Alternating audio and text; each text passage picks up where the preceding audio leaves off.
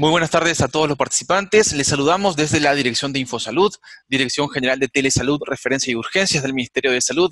Empezaremos la telecapacitación programada para el día de hoy, miércoles 5 de febrero, a cargo del Instituto Nacional de Salud del Niño del Ministerio de Salud. Quisiéramos recordarles que cualquier pregunta, duda o consulta pueden hacerlas llegar a través del chat en cualquier momento de la exposición para ser respondidas al final. Estimado doctor Luján, le damos el pase. Adelante, bienvenido. Ella es médico especialista de la unidad del servicio de cirugía bucomaxilofacial. Esa es una unidad nueva que tenemos acá en nuestros institutos del servicio de odontopediatría. Entonces, vamos a tener el gusto de escucharla en el manejo de infecciones odontogénicas. La doctora Caterine tiene el gusto de comenzar. Buenos días, gracias por la invitación. El día de hoy vamos a tocar el tema de infecciones odontogénicas. Es bastante común encontrar que los pacientes acuden a la consulta por un problema odontológico con dolor y que encontramos un cuadro de fondo con punto de partida odontológico, ¿no? Entonces, tenemos que los principios para el tratamiento de las infecciones odontogénicas van a ser variados dependiendo de la complejidad y cuánto haya avanzado o progresado esta enfermedad, ¿no? Para ubicarnos un poco, las infecciones odontogénicas se van a clasificar en diferentes puntos, ¿no?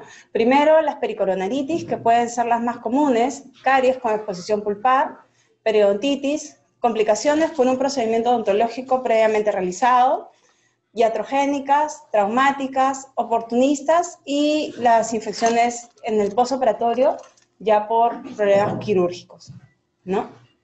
¿Están viendo? Sí.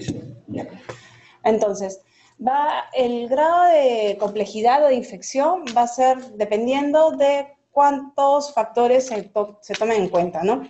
Tenemos que considerar que el 60% de las infecciones en cara suelen ser de un punto de partida odontogénico. Entonces, tenemos que basarnos o enfocarnos en 3 puntos principales. La anatomía, las zonas que se están viendo comprometidas, la microbiología, cuán agresiva puede ser la microflora bucal o el desbalance que hemos tenido en cavidad oral para que esta infección se lleve a cabo, ¿no? Y el tratamiento farmacológico que estamos dándole, sobre todo en nuestros pacientes pediátricos, ¿no? En donde muchas veces no valoramos muy bien las dosis por kilogramo de peso y las medicaciones terminan siendo erradas o insuficientes para el tipo de tratamiento para el tipo de patología instaurada, ¿no? Entonces, según Peterson y colaboradores, ellos consideran un protocolo de 7 pasos para determinar el manejo de las infecciones odontogénicas. Primero, determinar la etiología y la severidad de la infección. Segundo, evaluar los antecedentes médicos y el sistema autoinmune del paciente. En este caso, en la institución manejamos muchos pacientes con problemas sistémicos, con antecedentes médicos, en donde tenemos que tener muy en cuenta la medicación que están tomando previamente o qué zona está afectada para poder realizar un procedimiento o darle tratamiento final al paciente. Decidir mucho el lugar de atención. Es completamente diferente tener una infección leve que se puede controlar tranquilamente en un consultorio, ¿no? O en la práctica privada, en el ambiente público, en fin, y definir o ver exactamente en qué momento ya es necesario hospitalizar a ese paciente para que reciba un tratamiento endovenoso, para hacerle un drenaje, un desbridamiento, valorar el costo-beneficio de la atención, ya sea ambulatoria o hospitalizada, ¿no? Controlar en qué casos vamos a tener o vamos a necesitar un tratamiento quirúrgico, ¿no? El soporte médico y nutricional que se le pueda brindar al paciente, prescribir y elegir la cobertura antibiótica más adecuada para el paciente y los controles adecuados también, ¿no?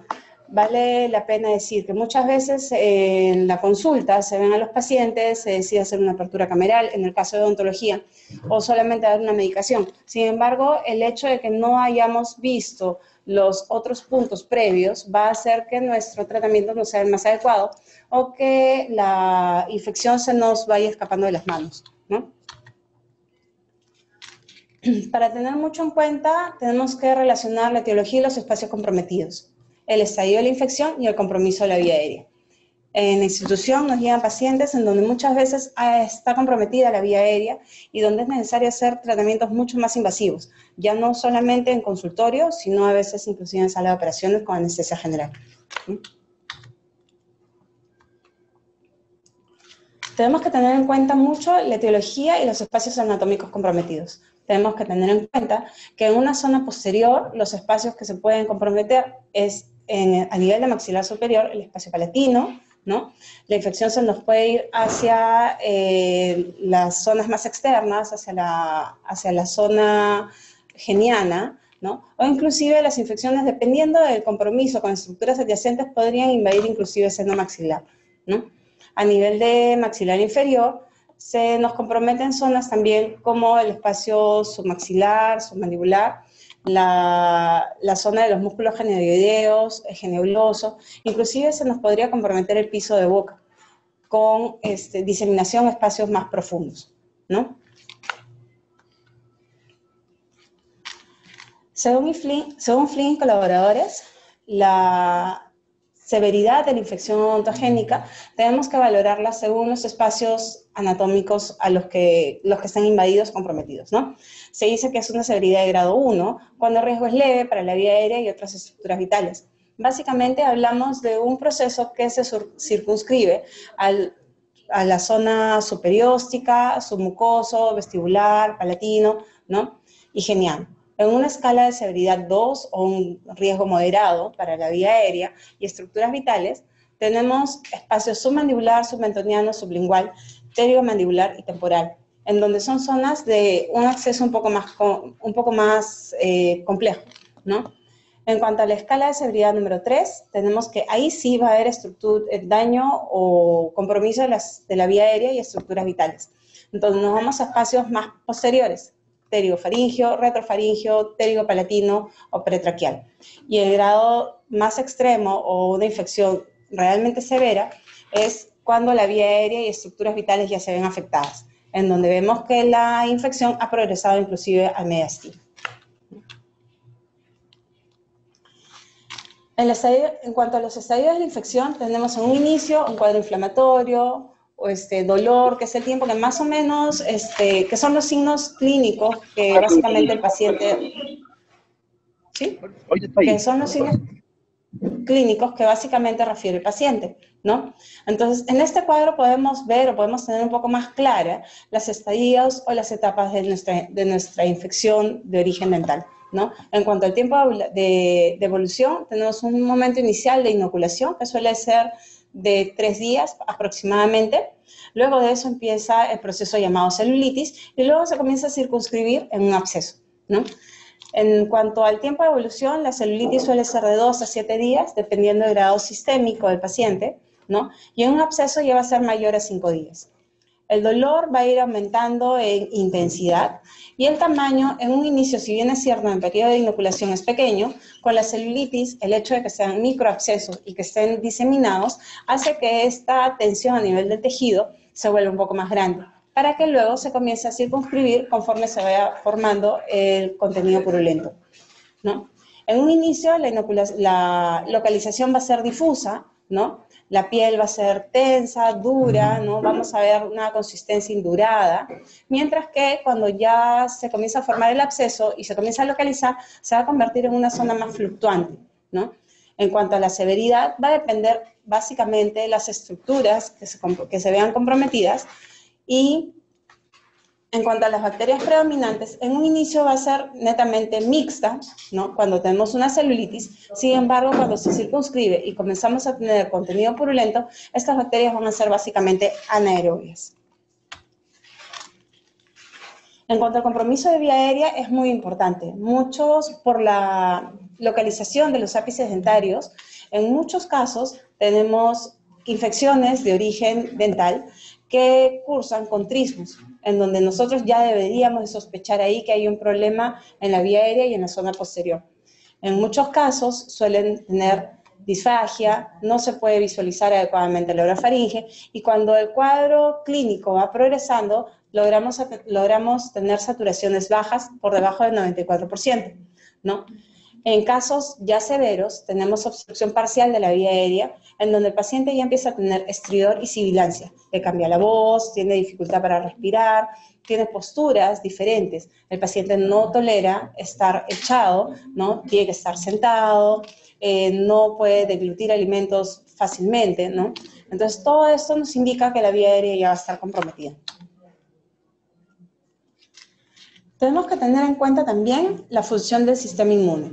Debemos recordar que los neutrófilos tienen alterada la función en cuanto a la adicción y la quimiotaxis. Por lo tanto, la defensa va a ser menos eficaz, sobre todo en casos de enfermedades renales, trastornos hematológicos y pacientes con cardiopatías.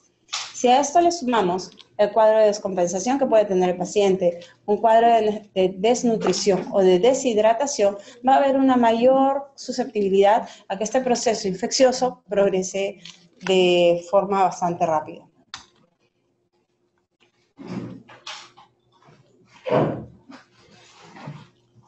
Entonces, ¿cuáles serían nuestros criterios para poder hospitalizar a un paciente?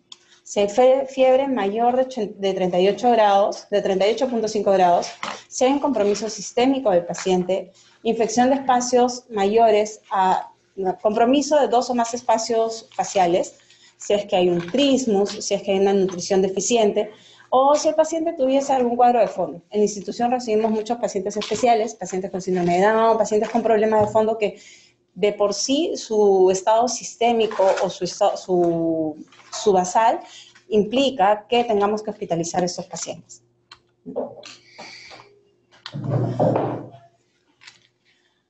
Entonces, hay muchos estudios en donde nos dicen que el recuento inicial de células blancas ha sido un predictor importante para determinar el tiempo de la estadía hospitalaria, ¿no? Se dice que la leucocitosis por encima de 12.000, genera un síndrome de respuesta inflamatoria sistémica. Por lo tanto, es importante para poder determinar si un paciente requiere o no estar hospitalizado, ¿no?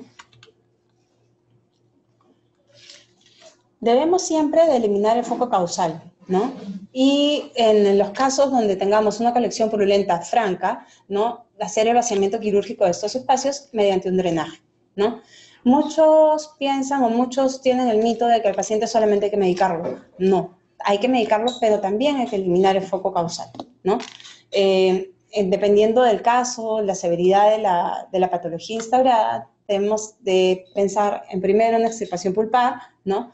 O de una debridación del proceso bucodental, y en el caso donde esta pieza dentaria esté muy deteriorada, con un cuadro clínico bastante aparatoso, tendremos que retirar ese foco dental.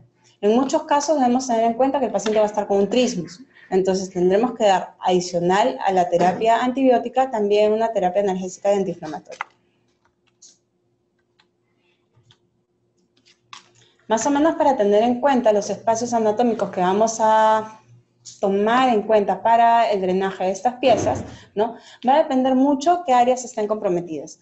Si es que es un área muy cercana a la cavidad oral, punto de partida dental, entonces realizaremos los drenajes a nivel submaxilar o submentoniano, ¿no? En ocasiones estas infecciones comienzan a avanzar de manera exacerbada o de manera acelerada, en donde comprometen también espacios cervicales, en donde tendremos que entrar junto con la especialidad de cabeza y cuello para realizar los drenajes y el tratamiento más adecuado, ¿no? Estos espacios anatómicos van a ser submentoniano, submandibular, pterigomandibular, pterigofaringio, retrofaringio en algunos casos, ¿no? Espacio temporal, pterigoideo, submaceterino, y cuando la infección comienza a diseminarse de una manera más exacerbada, podríamos llegar inclusive a la zona cervical, en donde a veces es necesario, con la ayuda de cabeza y cuello, hacer el drenaje a nivel del esternocleidomastoideo. Tenemos que tener en claro los puntos de referencia anatómicos para el drenaje. Ideal son incisiones pequeñas, pero lo suficiente como para podernos permitir la liberación de todo ese contenido purulento. La ubicación de las incisiones deben ser en un tejido sano, respetando las estructuras vasculares y las áreas que estéticamente nos puedan favorecer un poco al paciente, ¿no?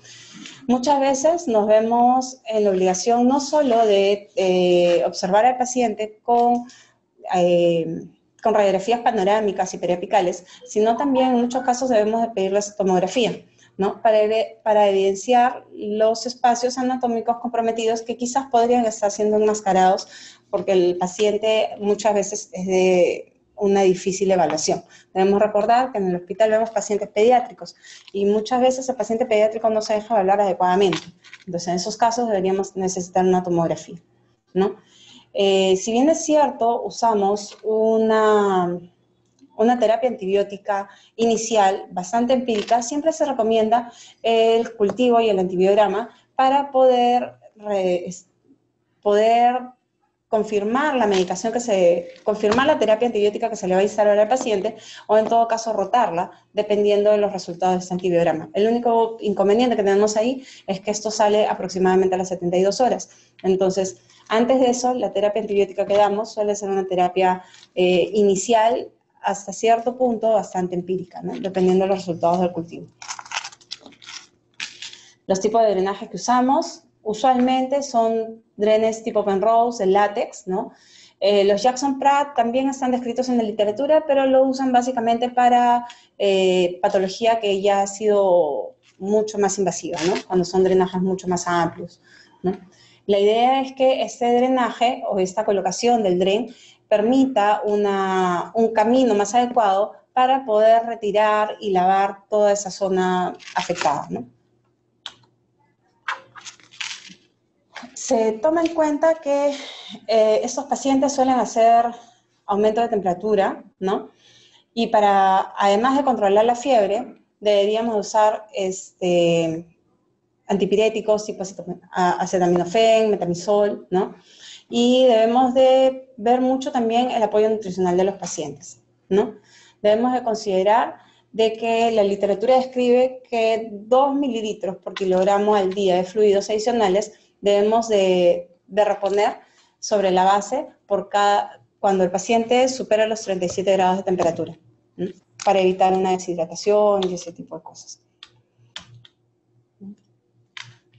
En cuanto a la flora bacteriana más usual, tenemos anaerobios facultativos y anaerobios estrictos. Lo más usual es el Streptococcus viridans y el Streptococcus anginous, mientras que entre los anaerobios tenemos el Peptostreptococcus, la Prevotella y las porfiromonas, ¿no?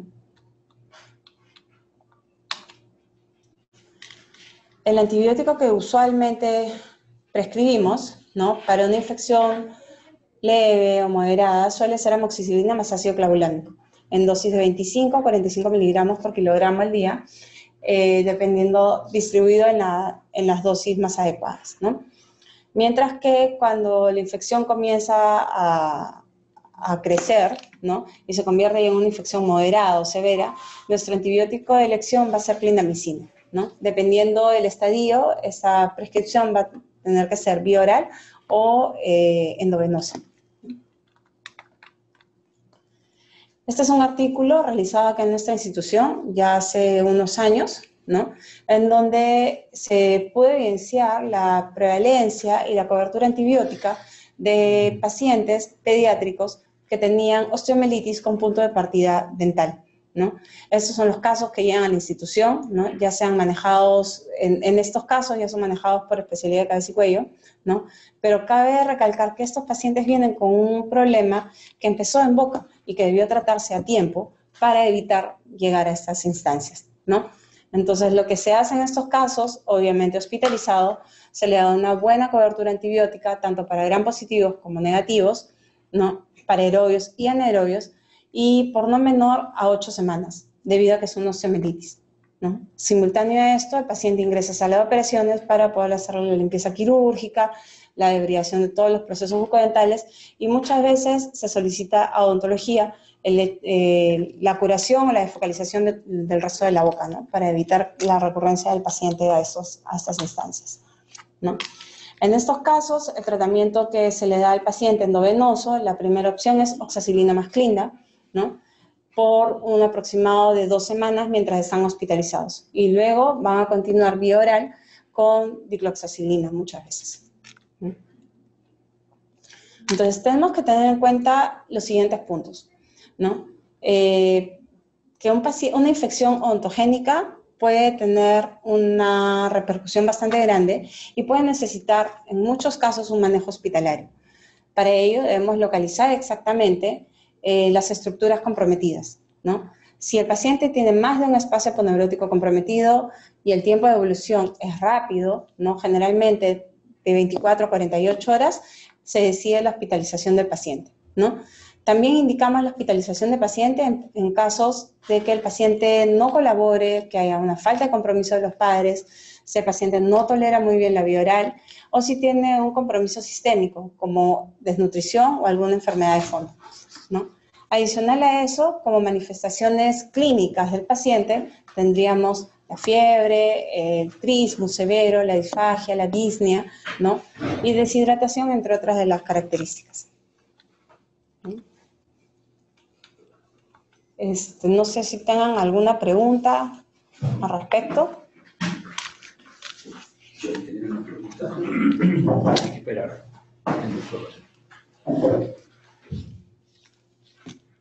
Doctor, cuando tenga, puede usted solicitar las preguntas. Muchísimas gracias, doctor Lujano, muchísimas gracias y felicitaciones. Doctora Caterina Castillo Chávez, odontopediatra del Instituto Nacional de Salud del Niño y Ministerio de Salud. Agradecemos también a todos los participantes que tengan alguna duda o consulta, pueden hacerlas a través del chat en estos momentos. Doctora Castillo, excelente la presentación, muchísimas gracias. Doctora, nos han preguntado bien en el caso del manejo, el diagnóstico en atención primaria, ¿qué exámenes de complementarios se pueden realizar? Nos han preguntado al respecto del tratamiento, de cuándo también realizar la referencia a un establecimiento de salud de mayor complejidad. Bueno, concerniente a los exámenes de laboratorio, un hemograma completo y una PCR, una proteína C reactiva, para ver cuán agresivo puede estar siendo la infección del paciente, ¿no? Definitivamente tenemos que ver si a eso se le suman signos clínicos, como aumento de volumen que compromete más de 2 espacios faciales, ¿no? Como para poder hospitalizar al paciente o en su defecto, si es que no tuviéramos las posibilidades de hospitalizarlo, referirlo, ¿no?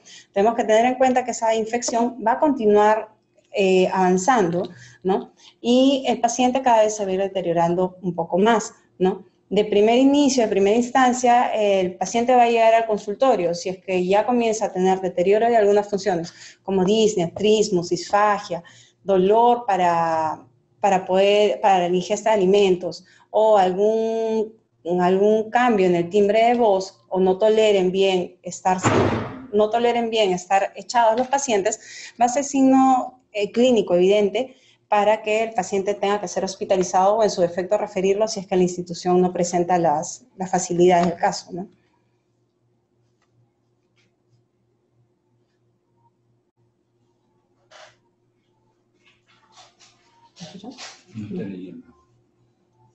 Sí, muchísimas gracias, doctora. Excelente. Nos han preguntado también, ¿se puede realizar la exodoncia cuando está en etapa aguda? Sí, sí podrías realizar la exodoncia, pero con una previa cobertura antibiótica. Normalmente le pedimos al paciente que le den una dosis de ataque como una profilaxis antibiótica 1 hora antes del procedimiento, por lo menos, ¿no?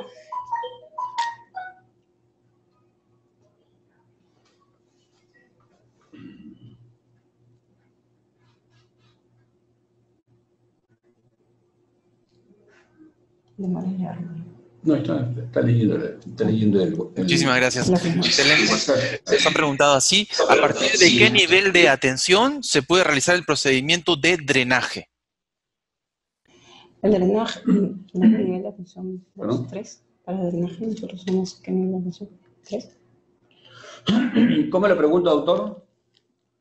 ¿A partir de qué nivel de atención se puede hacer el drenaje? Sí, nos dice así, ¿a partir de qué nivel de atención se puede realizar el procedimiento de drenaje? En realidad, Es un absceso. va a depender mucho de la capacidad de cada tratante, ¿no? Si es que cuentan con especialistas o no. Una exodoncia, la infección puede drenar a través del lecho alveolar, o sea, le pueden sacar el diente y por ahí mismo puede drenar. Eso lo podría hacer, creo que desde el nivel más básico, ¿no? Pero si necesitan hacer drenajes extraorales con lavados, colocación de drenes y demás, entonces el paciente probablemente tenga que estar hospitalizado. Entonces a un nivel 1 no va a poder ser factible, ¿no? Tendrá que ser un nivel 3 probablemente, ¿no? Cirugía menor. O cirugía menor, claro. Importantísimo, doctora, muchísimas gracias. Nos han preguntado así, nos preguntan con respecto a la endodoncia si se debe instalar la terapia antibiótico con anterioridad. Dice así, si se instala la terapia con antibióticos antes de la exodoncia y si el antibiótico de elección sería amoxicilina más ácido clavulánico. Va a depender mucho de la tolerancia del paciente. Si es capaz de tolerar clindamicina, dependiendo del grado de infección en lo que sea el paciente, ¿no? Es necesario darle, antes de realizar el drenaje o la exodoncia, que el paciente esté cubierto. La cobertura antibiótica es por lo menos 1 hora antes del procedimiento, ¿no? Y luego de eso, dependiendo si el paciente es alérgico o no a una u otra medicación, podrían ser solamente con amoxicilina más ácido clavulánico o en su defecto clindamicina. Muchísimas gracias, doctora. Doctora, ¿nos podría preguntar, informar con respecto a cómo diferenciar entonces un caso leve de uno moderado a severo? Ya, un caso leve va a llegar a la consulta, no va a venir por emergencia. Un caso leve no necesariamente tiene alza térmica, ¿no? A ver, ¿pueden ver mi pantalla? Sí. Sí, ¿no? Sí. Acá estamos, ¿ya?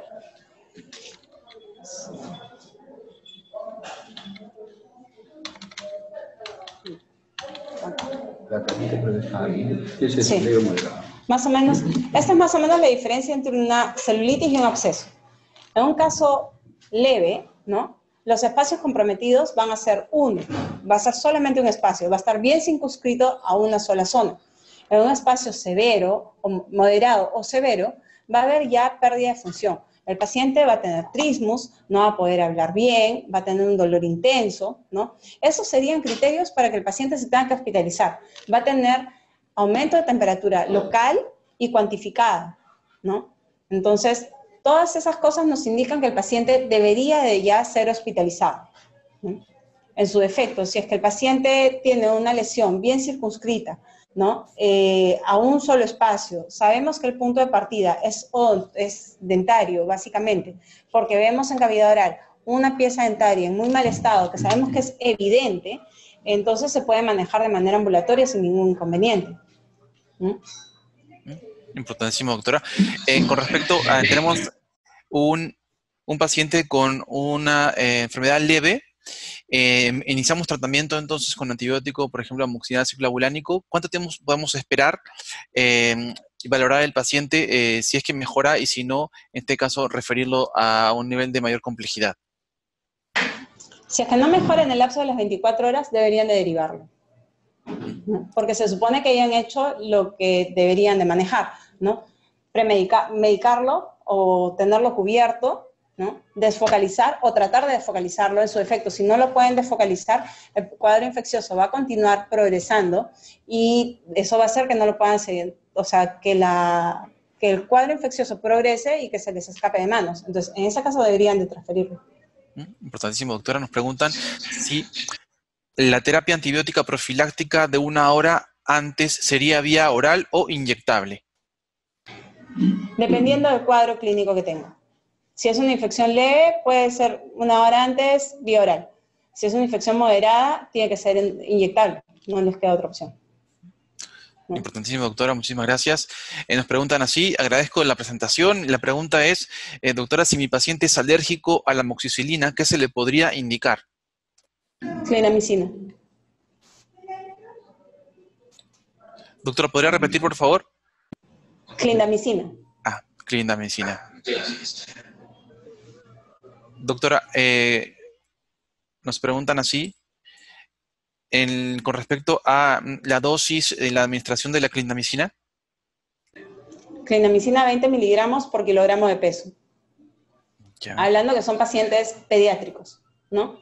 Si es un paciente de arriba de 40 kilos, es dosis completa. 300 miligramos cada 8 horas, ¿no?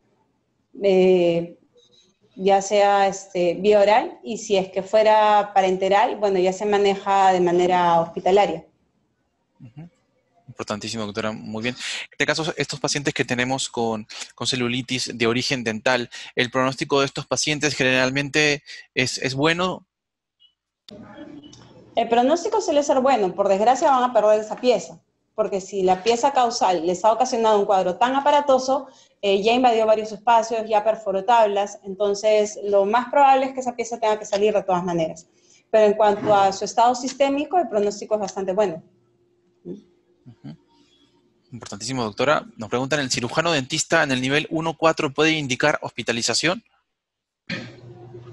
Sí, no habría ningún problema. Si es que el lugar de atención cuenta con camas para hospitalización y demás, no habría ningún inconveniente. Excelente, doctor. Doctor, ¿nos podría mencionar algo? ¿Cuáles serían las complicaciones de esta celulitis de origen dental que podría tener en el paciente? En muchos casos, los problemas odontológicos traen problemas cardíacos, ¿no? Acuérdense que la endocarditis bacteriana se origina a nivel de microorganismos que están en cavidad oral, ¿no? Lo otro es que si dejamos que este cuadro se nos escape de manos, el paciente podría llegar a una angina Ludwig, ¿no? En donde el tratamiento es mucho más invasivo, en sala de operaciones, con anestesia general, y donde sí el riesgo de la vía aérea y el compromiso sistémico del paciente se ve bastante afectado, ¿no? Importantísimo, doctora. Muchísimas gracias. Doctor Luján, ¿algunas preguntas que haya por ahí también en el Instituto Nacional de Salud del Niño?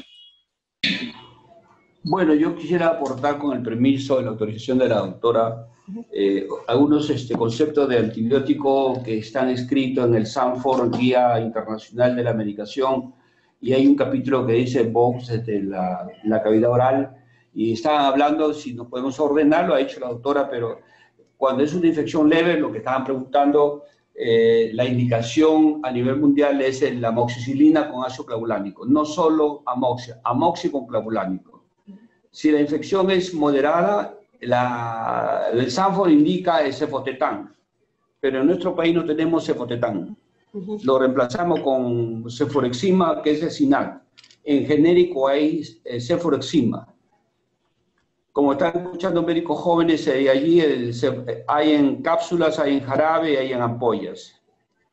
Y cuando la infección es severa, ahí sí se indica la clindamicina, porque en la boca es polimicrobiana a base de pectococos anaerobios gram positivos, pero, doctora, lo que sí tendríamos que decirle a los médicos jóvenes que están allá muy alejados, cuando usa la clindamicina, si el paciente le está llamando 2 días que tengo diarrea 3 veces al día, suspenderle inmediatamente la clindamicina, ¿no es cierto? Y pasar la segunda opción, si es que en el centro de salud tiene la ceforexima. Y si no, se quedaría con amoxicilina ácido clavulánico, pero nunca amoxi solo. Entonces, y lo fundamental, como decía la autora, es retirar la pieza dentaria, ¿no? Así es. Si no, no se hace nada. En esa cavidad, doctor, en la segunda lámina, el absceso, ¿cómo lo dreno? ¿Hacia adentro o hacia afuera? ¿Cómo lo dreno?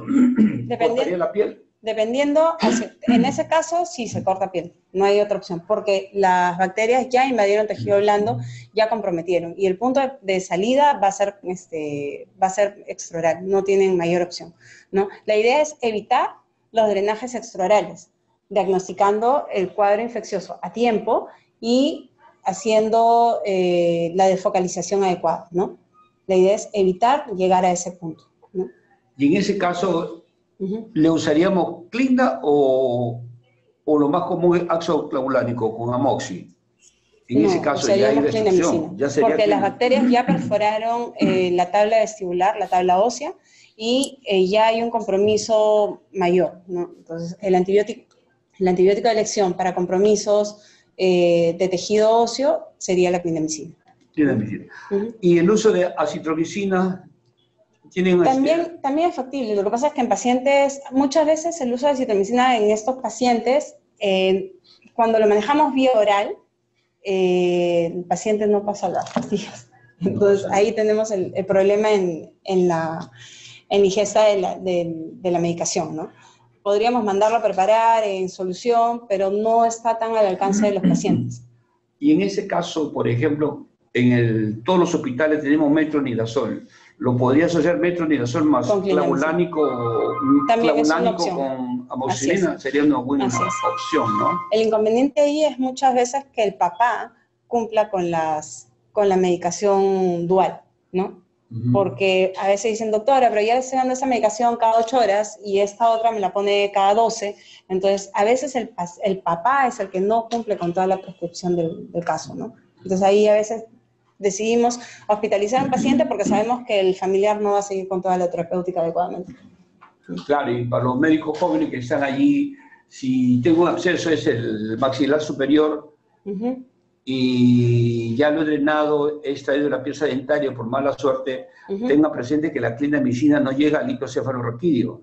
Entonces allí, obligado, tengo que usar la ceforexima, el SINAC, si se quiere decir, ¿no? Ceforexima, ese sí llega al líquido cefalorraquídeo, lo protejo al niño. Y me cubre anaerobios, gran positivo y gran negativo, ¿no? Eso sería lo... Y la última pregunta, lo que le recomendaría a los médicos también es que la penicilina no lo supera. Penicilina para anaerobios es efectivo.